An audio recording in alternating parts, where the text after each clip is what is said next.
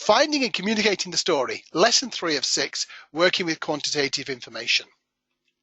So we've already had these slides in the schedule. We've had an introduction and overview. We've had working with qualitative information. In the forthcoming months, in July, we're going to be looking at multiple streams and big data. In September, we're looking at visualization. And in November, we're wrapping it all together and talking about how do we present this story once we find it. So here is the agenda for today. Very brief recap, because you can go and look at the recordings to get a full recap. Talk about preparation of the information, how to find the main story. I'm going to introduce to some of you the concept of the 5 C's and finding insight. I'm sure some of you will also be aware already of those. And then a few thoughts on communicating quantitative messages. So the recap. I'm passionately in favour of something called the frameworks approach. If you're interested in that, please go and look at the earlier lectures. Go and have a look at David Smith's book on the art and the science of working with market research data.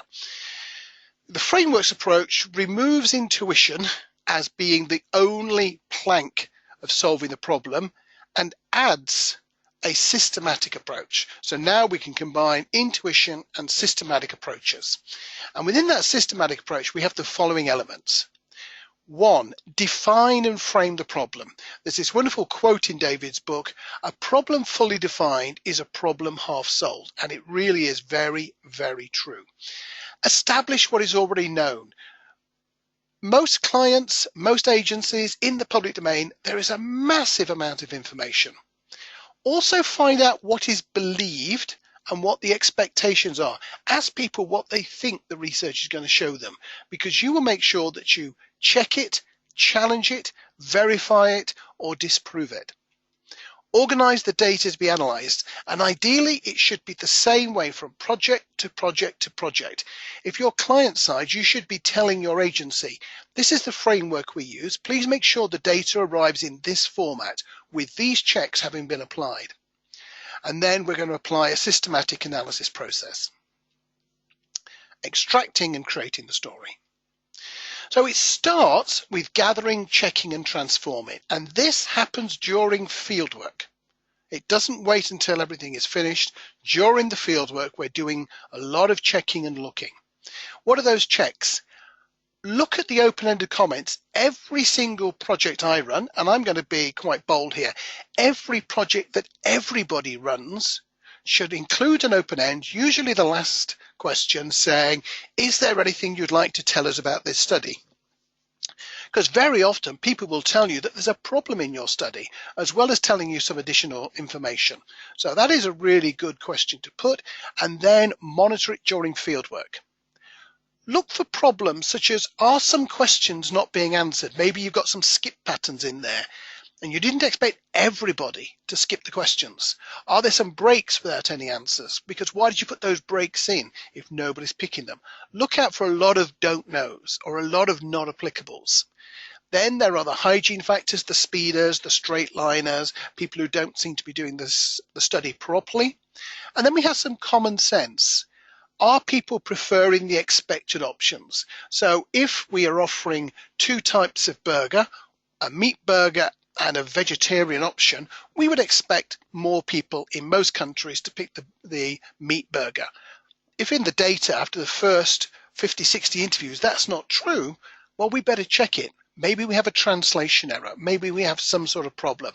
Do most people have fewer than 5 children?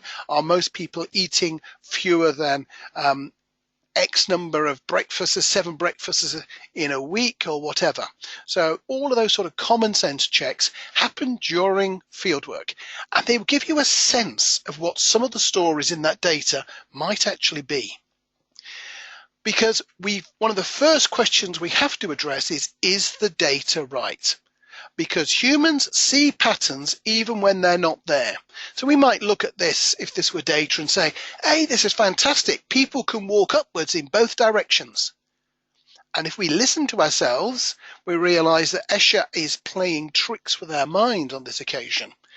And this leads to a general recommendation that I give to all the junior researchers I've worked with.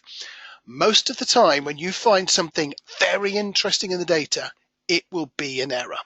Don't go and tell the client you have found something super interesting until you have validated it and you find out, yep, that really is a finding. That's something truly interesting in the information. Probably 9 times out of 10, when you find something that is strikingly interesting, it will be a mistake. We're going to get more and more data, and Nate Silver talks about this in his book, the noise, the signal and the noise. There's this great website here, Tyler Vigen, who just prints lots and lots of spurious correlations, because as we get more data, we will get more spurious correlations. The noise will accelerate faster than the signal. The amount of signal out there is relatively constant. It will obviously increase as we gain more measurements, but the amount of noise will go up exponentially. So we will get more false readings. We will get more spurious correlations. There is not a real relationship between US crude oil imports from Norway and drivers killed in collision with railway trains. Although that correlation is 0.95, and not only that, but if you look at the pattern of the lines, they really look very appealing. It looks like something is going on. So I'm going to show you a little bit of an example from a project that I'm working on at the moment. Every 2 years, SMR does a global pricing study, and it's a really big exercise. So over 600 agencies have replied to SMR. They were sent a pro forma set of projects. So there were 7 projects, some tariffs. In all, they could quote for 25 separate cost options. Very few people quote for all of them, because in some countries it is, let's do a tracking study door to door, let's do a tracking study in central location, let's do a tracking study telephone interviewing, let's do a tracking study via the internet.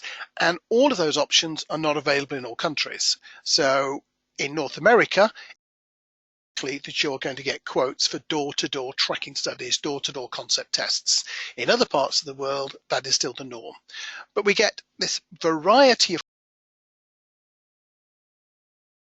over 120 countries and over 60 currencies, because a lot of people, when they quote, they want to be able to quote in their normal currency.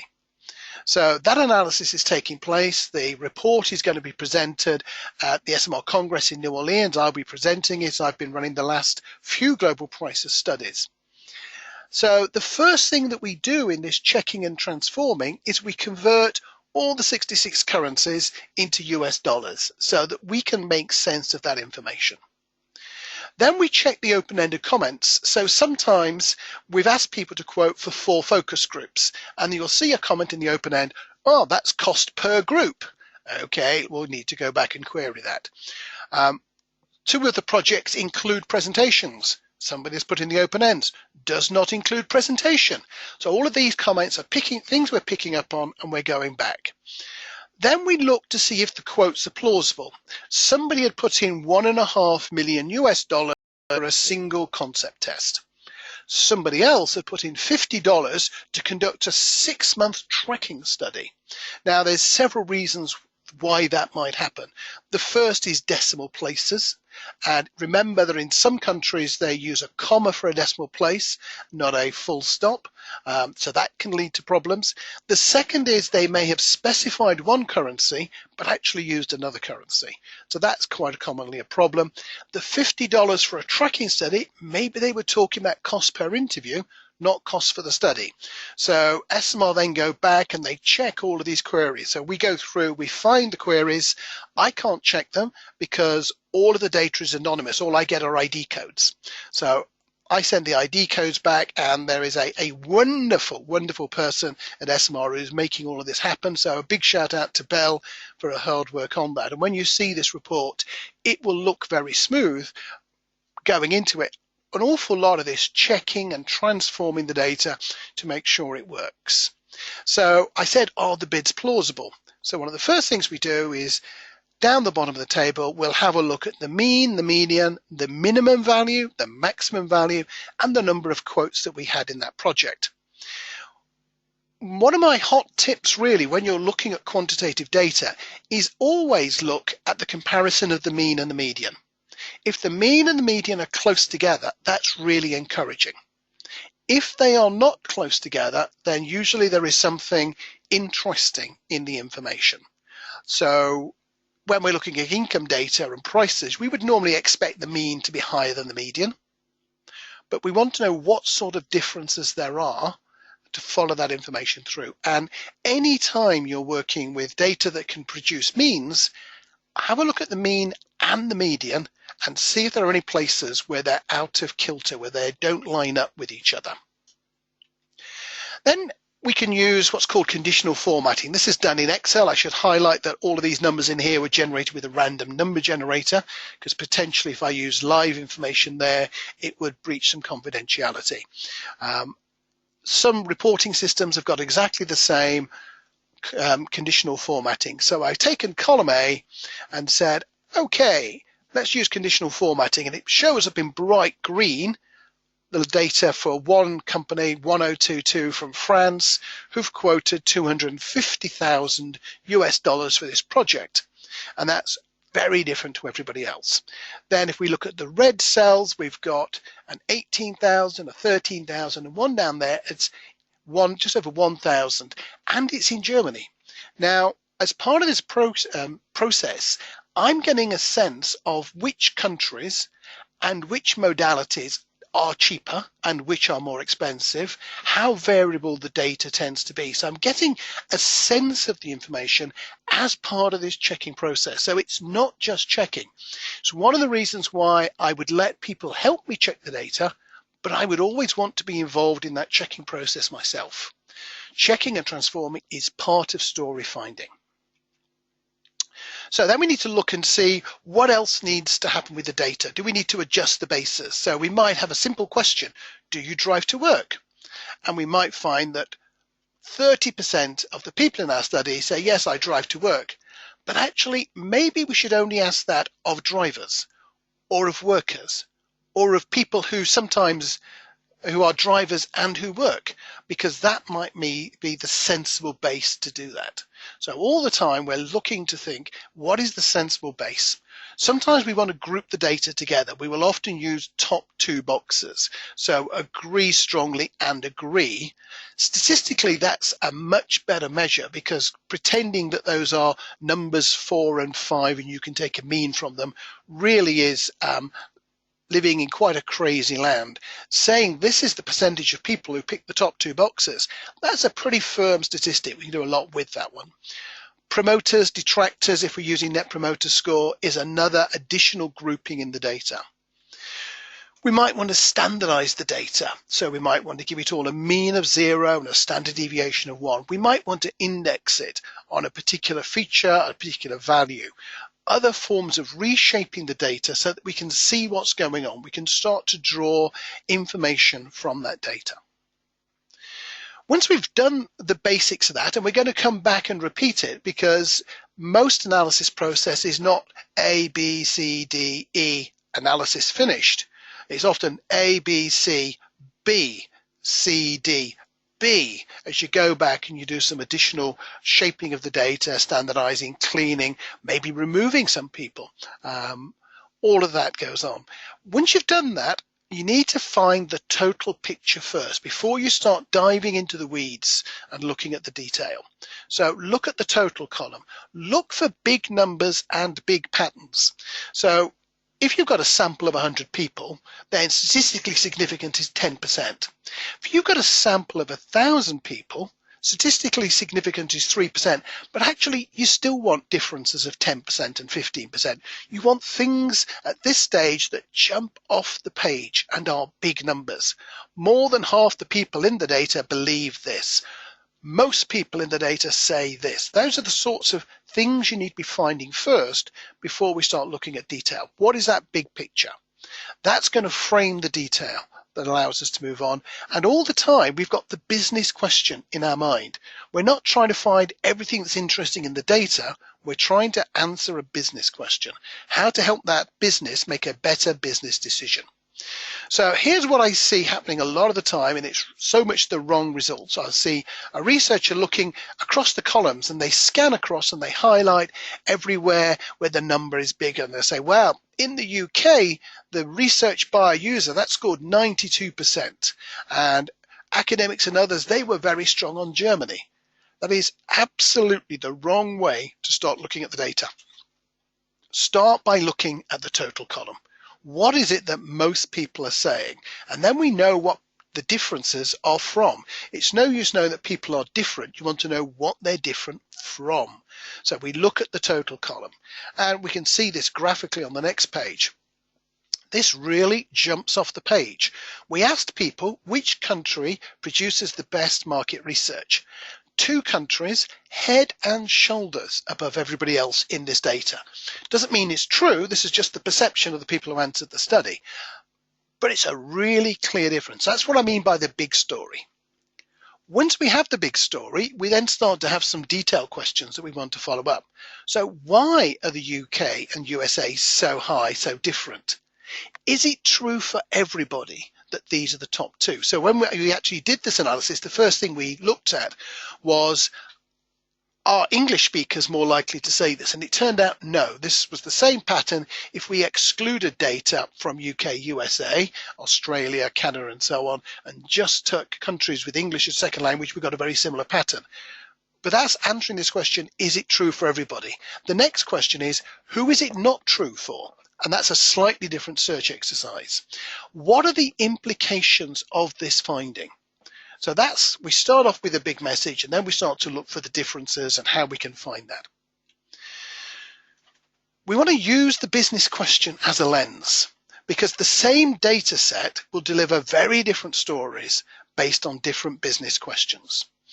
This is one of the reasons why industry reports, and I've got a couple of these to produce this year, are less focused as a story because there are many readers. You're writing for people in different countries. So I've worked on the GRIT study with Lenny Murphy. I'm working on the pricing study, and I'll be presenting part of the SMR Global Market Research reports.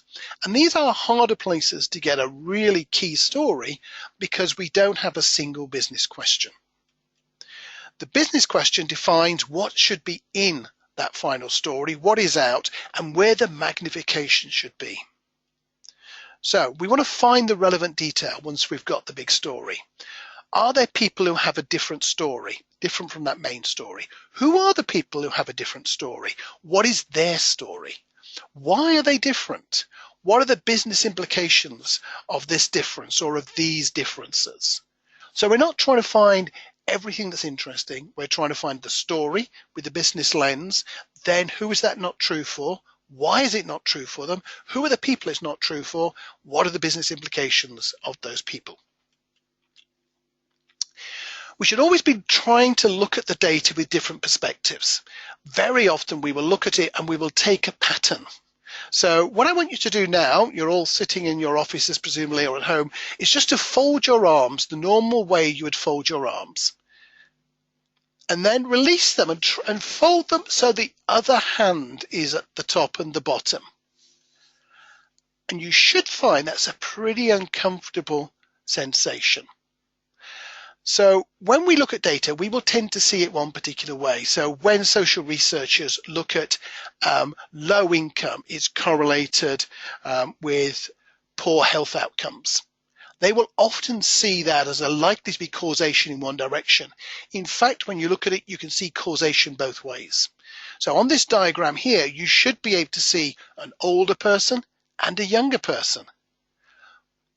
Have a look at it, see if you can. And when you look at the data, you should always be trying to find out what are the other explanations, what other stories could be producing this information.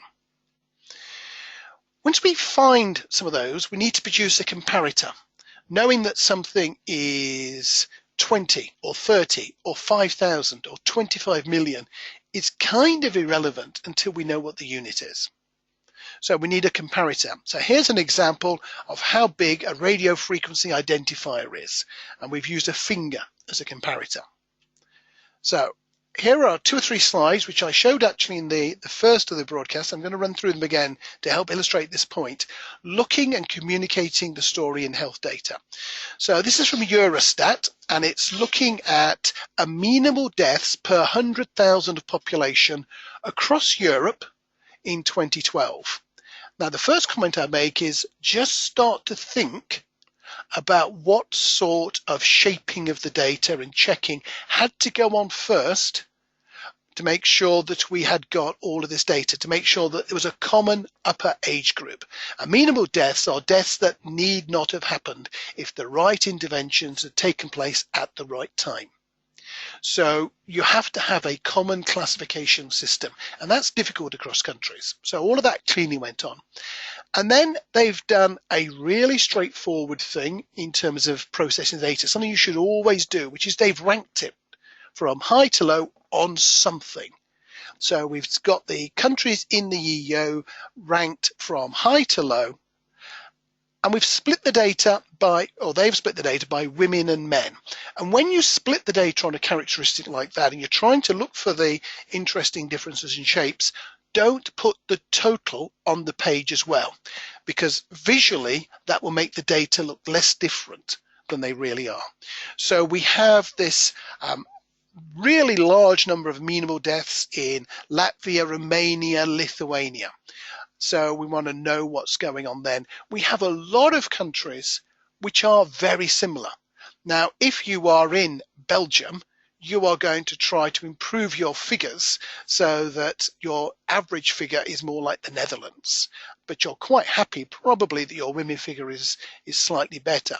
But those are small percentages at the European level. At the European level, we're really interested in the countries from about Estonia onwards, which have got these really high figures. But we can also see that once you get to Poland, there is this really big split where men are in a much worse situation than women. So this sort of shaping and visualization of the information allows us to have a comparator, all of the countries compared with each other. We've added in 1 or 2 countries who are in Europe but not currently part of the EU as additional pieces of information, and Serbia, which is geographically like Bulgaria and Hungary, is in the same sort of group. So that's interesting, but it's probably a little bit better for men than most of those. So we've got the comparison of sorting, and then we've got the comparison of male-female. Now, of course, if you're something like the UK, who is in the middle of that pack and is really in the good group, in fact, you could almost say the good group starts from the UK and runs right, showing that there's lots of other countries who are much worse is not a great way of convincing people to take action. It's not a great motivating story. So we can do some other things. This is data now about avoidable deaths, which is another definition of deaths that might not have happened or should not have happened. And what it's saying is that in the UK, nearly 25% of all deaths in 2013 were avoidable. So now we're comparing them with all deaths, and we're comparing them with the absolute number, because sometimes you can compare things with 0. When it's people who should not have died dying, it becomes very real to say there's 114,740 people who need not have died in 2013 who died in 2013. So now our comparator is with 0, because we're kind of implying there should be no unnecessary deaths. Jumping to the USA now and smoking, we can see both of these devices for creating a comparator being used in the data. So smoking causes more deaths each year than all of these combined. HIV, illegal drug use, alcohol use, motor vehicle injuries, microbial agents, toxic agents. So we have the comparator of this is worse than all of those. And then below that, 480,000 deaths, where we're comparing it with 0 deaths. This is the number of people who actually died because of smoking. So again, finding a comparator, doing a sort is a really useful way of bringing that information alive when we're working with quantitative information. However, there is a real problem with analysts, quantitative people. We spend 2 weeks, 3 weeks, 4 weeks sweating on the data, doing multivariate wonders, transformations, regressions, and then we find the answer. And when we speak to the recipient of the news, maybe the client, we want to tell them how clever we've been, how hard we've worked, and they're really not interested. They are mostly interested in what is the answer to my business question. So we have multiple data sources when we're finding the answer. And we have different degrees of confidence in those sources. For example, in one study, a conjoint study with consulting surgeons might be the thing that really opened our eyes to the nature of the problem. But maybe the best way to tell the story would be a vox pop video of one patient talking about it. Now, that's a really bad way of finding the story, but it might be a great way of telling the story. So there is not a one-to-one link between how we find a quantitative story and how we tell a quantitative story. This is very true in visualization. Radar charts work with a handful of clients and are really not good with most people. They're not good with most colleagues. They're not good with most clients. They're not particularly helpful. There are some methodological flaws in reading them, but I find them a really useful, quick way when I'm processing data, looking for exceptions. I'm going to be looking at this radar chart and saying, okay, why are marketing over budget and why are development under budget? And we're going to go away and look at that. Here's how Seth Godin would suggest dealing with numbers in a chart. There are no numbers. It just jumps off the page that coal has a much higher death rate per watts produced. Now, when I see that, I want to see his numbers because I'm not his target audience. So how we tell the story with really bold pictures is different to the sort of data visualization tools. If you've got 3D rotational space tools, that may be great for helping you find the information, but it's not a great way of presenting it. Now, I'm going to talk about these things called the 5 C's of insight. So if you've not read it, then I'd certainly recommend Gary Klein's book, Seeing What Others Don't. Hat tip to my good friend John Story, who's head of insight at Abbott's EPD, a pharmaceutical company, for putting me onto this a little while ago. So we're going to talk about connections, coincidences, curiosities, contradictions, and creative jump. We can use these whilst we're doing this analysis of the data to help you find the story. The first 3 build on the current picture. Contradictions means that we have to rethink an assumption. And creative jump means discarding an assumption. So here's a few examples. Connections. Charles Darwin in evolution. Charles Darwin was well educated. He grew up in the countryside. He knew that farmers bred different sizes and shapes of cows, horses, pigs, etc. So he knew that if you applied some pressure to the reproductive system, you could end up with small horses. You could end up with cows that were good for meat. You could end up with cows that were good for milk. So something did the selective breeding. He visited the Galapagos and saw a variety of sizes. But of course, what is causing the selective breeding? It doesn't make any sense. Could be the hand of God, but that really didn't make any particular sense to Darwin in this context. Then he read Malthus's essay on population growth and the competition for resources.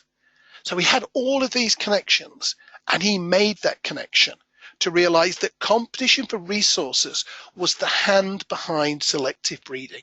It was the ability to adapt to changing circumstances to get the resources that was driving that process. So he made those connections. There wasn't an inspired aha moment, but he had to have the connections to do it. So we do a U&A for a brand, and it shows a strong association with our brand and hospitals.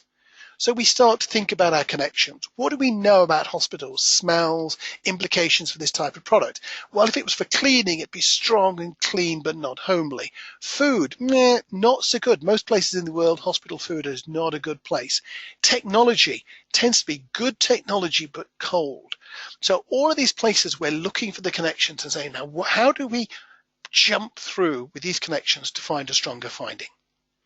Coincidences. So the US doctor, Michael Gottlieb, moved into the West Coast, gets a 31-year-old patient, very unusual symptoms. He's got symptoms much more like an older person would have, autoimmune disorder. He was very gay, but that's irrelevant. A lot of people were gay in San Francisco, and it appeared to be unrelated to the condition. 2 more patients, similar unusual symptoms. Coincidence, also gay. Gottlieb explored the coincidences with a prepared mind, so we have connections coming in here as well, and discovered AIDS. So he starts with a coincidence, small number of things, but they just catch his eye. Different studies maybe are showing that over 55s are more likely to do a variety of online activities on tablets compared with younger age groups. Question: are the older age group turning away from PCs and perhaps not turning to smartphones? So we have this as a bit of a coincidence. Let's follow it up and see whether it's a finding. Now, of course, many times we follow these coincidences up, they won't be findings, but they will, if we routinely do it, we will produce more findings, more insights. Curiosities, British researcher Alexander Fleming. He was researching Staphylococcus, strep as it's often called these days, and he went on holiday in August and he got all these petri dishes set up with the bacteria. So he wanted to grow the bacteria, but it was holiday time, so he went away for 2 weeks. He came back and one of them had developed a mold, and near the mold, the bacteria had died. So that was curious. He had to look into that some more. Discovered penicillin. And again, it comes with the prepared mind. It comes with the connections. So maybe we're researching a new brand of strong dark chocolate. Parents of small children over-index on liking it. In open ends, one participant, only one, mentions buying it because her children don't like it. Buying it because somebody doesn't like it. That's curious. Maybe it's an insight. Let's dig deeper. Is this a potential market? Buying stuff because your kids won't like it. Buying stuff because your partner won't like it, maybe. Contradictions. John Snow and cholera is a fantastic case study in all sorts of ways. So in the 19th century, he's investigating cholera. The predominant theory is that cholera is an airborne disease, carried on something called a miasma. But he's proper, he looks at corpses, and actually the lungs don't show any scarring. But when he looks in their digestive system, they're damaged. This is a contradiction. If this was an airborne disease, there would be different problems in the lungs, but he finds problems in the digestive system. So he starts looking for ingestion routes, and using some great mapping techniques, using some great analytical techniques, comes to the conclusion that it's spread by drinking water. So prepared mind, working with contradictions in the information flow. When do we see contradictions in research? Well, here's one that I've had before now, more than once. Client has a product which is liked by children but is not successful. The client tells you it's because parents are not buying it for the children. So the research brief is find out how to persuade more parents to buy it for their children. But one of the things we do is we look through the trash cans at the schools and on the way home from the schools, and we find lots of uneaten product. Now we have a contradiction. Here's a product that kids are supposed to love, but the ones who have been given it are not finishing it. Many children do not actually like it. So that gives us a lead to follow up in the data. We've found a contradiction between the predictions. Remember I said how important collecting the predictions was from the client. One of the reasons for that is you'll only find the contradictions if you have the predictions. And the last one is probably the most difficult of all. So have a look at this and see if you can think about how you can, with 4 straight lines, don't leave the paper, connect all of the points on that page. So I'm just going to leave that with you for a moment. Just try it with your finger up against the computer screen. How would you connect those 4 points? Okay, normally on a face-to-face session, I'd give you a good deal longer, but the answer is outside the box thinking. And I really mean outside the box this time. First line has to go beyond the bottom. The next one comes through and it goes outside the box. Third line, fourth line, and we've got all of those. We need to develop thinking techniques, creative techniques that help us jump outside of the box when we're doing that sort of analysis. So these are the sort of things that people have done in the past, which at the time were outside the box. Now, of course, they're inside the box because we can simply copy what other people have done. When people use it, they love it. So make it free and charge for refills. There's a great case study about the early photocopiers. People didn't know how much they were using. And they weren't prepared to buy them because they were really expensive. So they were put in free.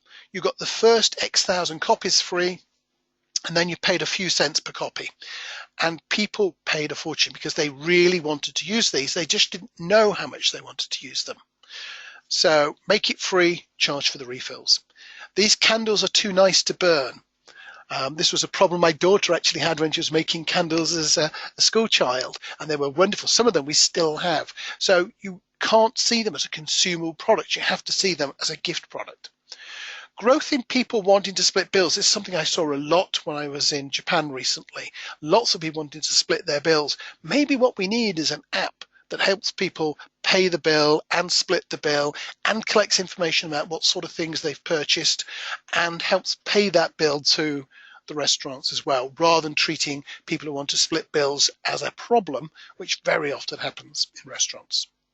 So a quick example now from the GRIT study. As I just mentioned, I've recently been in Japan, and I did a project with the JMRX looking at a sneak peek of the GRIT data.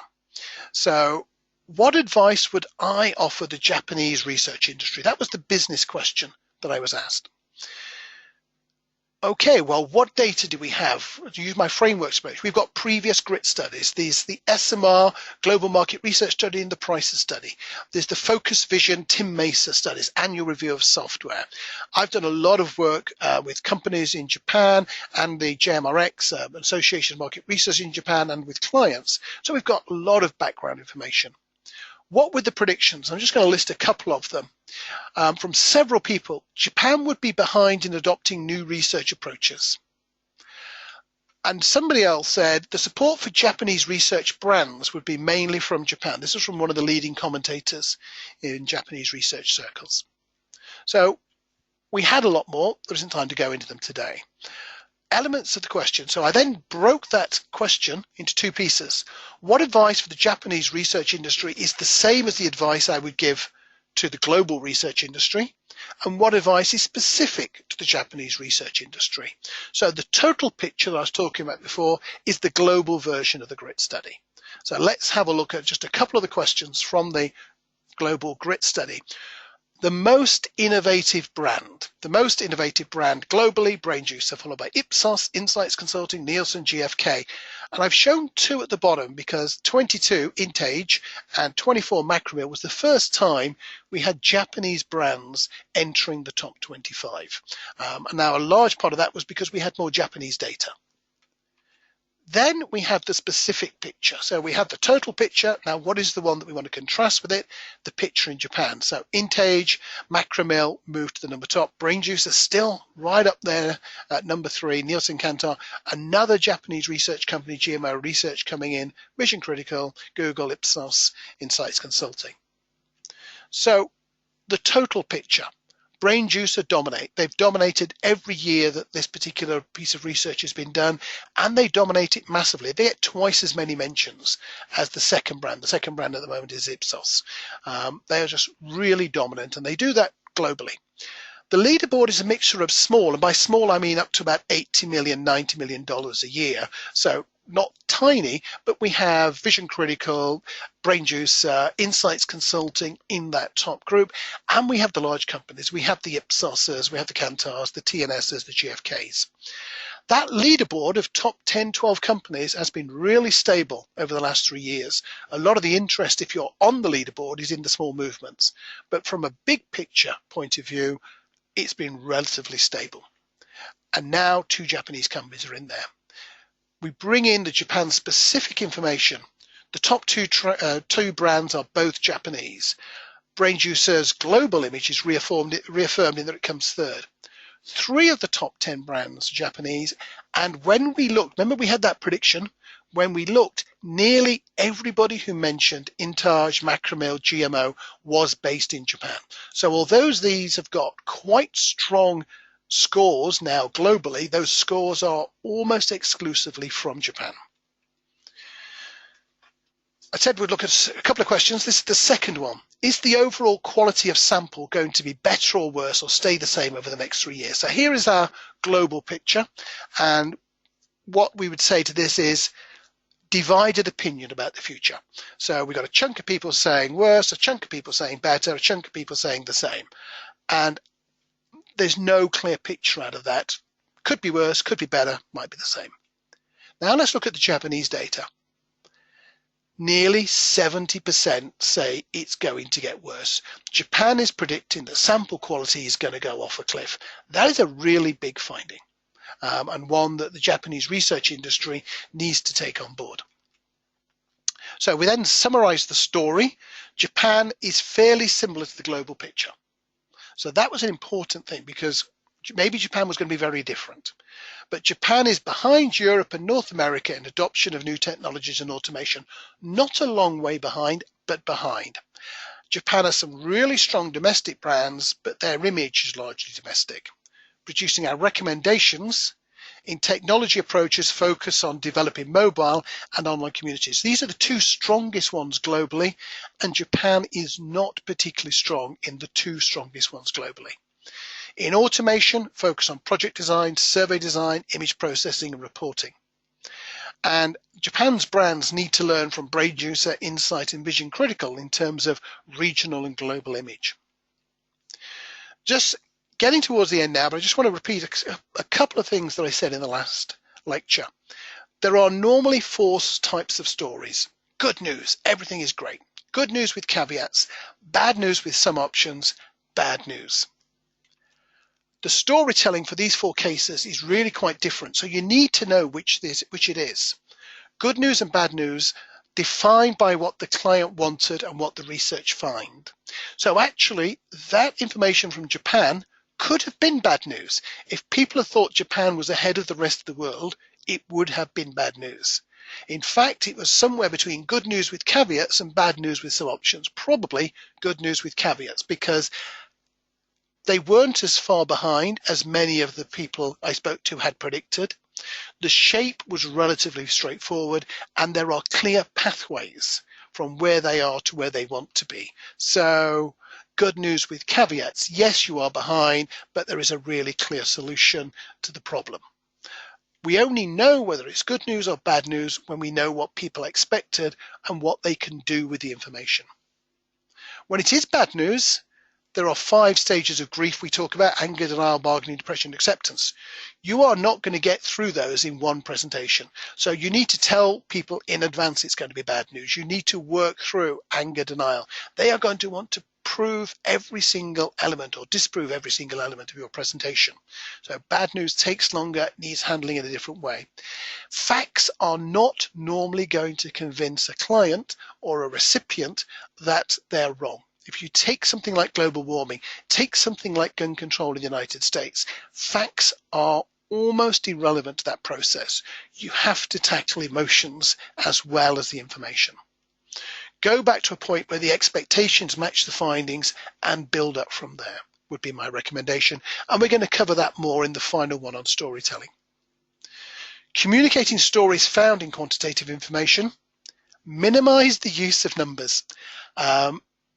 At first glance, that may sound a little strange.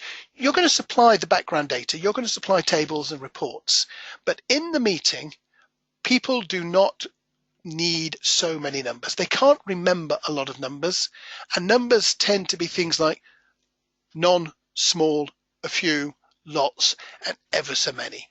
And we're going to use particular numbers when we do that. But we don't want a lot of numbers, and we don't want a lot of digits. So almost never use decimal places. Tend to use numbers that are used 1 significant, 2 significant, occasionally 3 significant digits. So 100,000, 200,000, 300,000, don't use the numbers in between very much, because you're trying to get the message across. The accuracy is what they can use later when they read the reports. Illustrate the general with the personal. So you may have a big finding, but then talk about how that applies to one mother, to one school child, to one driver. Maybe show a video, illustrate it with a picture, whatever. Bring the general alive with the particular. Understand what you want people to think. Those are the facts. What do you want them to feel as a result of having this information? And then what do you want them to do as a consequence of having this information? And you shape that quantitative feedback around those three things. The architecture of a typical study, and a hat tip here to Mike Sherman, who presented this as a new MR webinar a while ago now, the elevator pitch. So a really simple summary of what the data says. 3 supporting themes. So that summary has got 3 elements. Each of those elements have got 3 pieces of evidence. You don't need 20 pieces of evidence to support a theme. If you've only got 1 piece of evidence, are you sure it's really a theme? Executive summary, including the elevator pitch and the 3 themes, and you're pretty much there. So we're talking about 9, 10, about 12 slides, and you've got pretty much everything you need, maybe 21 if you want to expand on those themes a little bit. That is how most of the architecture of quantitative stories can be conducted. All the other detail goes in the appendix or sent separately, or if the client really wants to add it into the main presentation, it can be added in, but around that structure, that architecture you've created. So here's the schedule of events that we're talking about. So I look forward to talking with you on July the 5th, when we're going to be looking at multiple streams and big data. I'd like to say thank you very much. You can follow me on Twitter at Ray Poynter. You can sign up to receive our weekly newsletter. And with that, I throw it open to questions, and I thank you for your attention.